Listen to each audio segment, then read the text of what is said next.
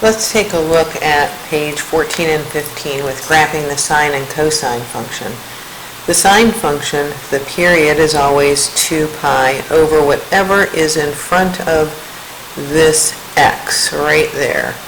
So this period is 2 pi over 1, which is 2 pi. My amplitude is 1 because there's a 1 there. That tells me the height from the middle of the sine function to the peak, or from the peak to the middle, or from the valley to the middle.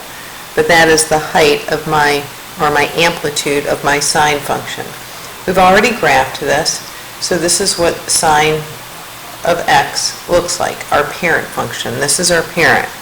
Now what changes have happened here between problem 1 and 2? Well, my amplitude changed to 4, so that means instead of the middle to the peak being 1, the middle to the peak is now 4. My x-axis is the same. So in order to graph this by hand, all I had to do was change my scale on my y-axis because that determines the height. Now let's look at cosine. I didn't graph any of those earlier, but it's the same as sine, although it's sort of been shifted. That's the big thing. When you look at sine and cosine, if I just shift my sine function over by pi over 2, look at that. It's going to be exactly the same. So I could just take this and shift it by pi over 2, and my functions sine and cosine are exactly the same. In order to find the points for cosine, I go back to my unit circle. This x value at each one of these locations is going to be my cosine. So at 0, my cosine has a value of 1. At pi, my cosine has a value of -1. So the period is 2 pi over b. b is 1. My amplitude is right there, which is 1. This is my parent function for the cosine graph. I've now changed this function slightly. I have 1/2 in front. So that 1/2 is going to, instead of my peak being at 1, it's going to be at 1/2. So now my amplitude has changed. It's a little hard to see right there, but that is at 1/2 and -1/2 instead of at 1 and -1. So I've just cut that in half. I did a vertical shrink by a factor of 1/2, and that's aligned with what we have been learning all year long. Now remove this pi that's in there. Just look at the 2. Remove it permanently on your problem.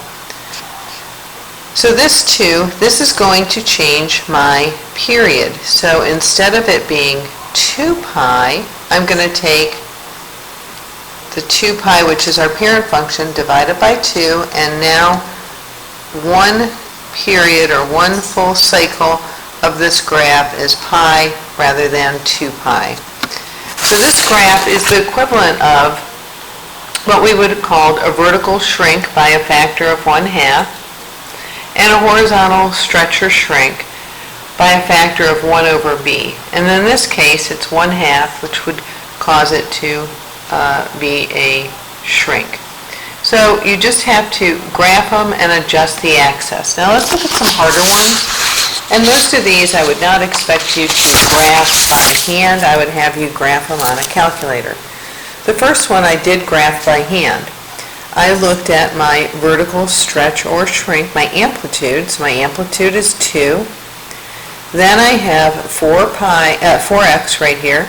So my period is 2 pi over the absolute value of 4, which is pi over 2. So that's my period. And I've gone 3 up. That's a vertical shift, moving everything up 3. And if you look at the graph here, it has moved up. It has the period, it shrunk in to pi over 2 instead of 2 pi.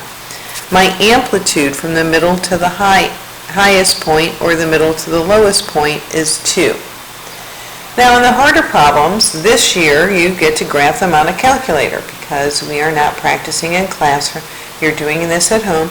So just like I showed you in a previous video, you are going to take a look at the parent function versus the graph on a calculator.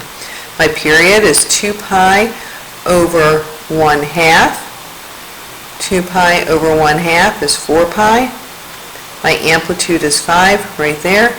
My vertical shift, I've gone 3 pi units to the right. So this graph would all be shifted to the right. But since it repeats, that vertical shift to the left or right is a little difficult to see. There's no vertical shift up or down. That would be on the outside here. On problem 7, this one does have a vertical shift up by 4. There's no horizontal shift in there. My amplitude is 1 right here. My period is 2 pi. This was the only change from our parent function. This next one looks a little complicated, but it's not. My period is 1. My amplitude, 2 pi over b. Right in here is where b is, and b is 1.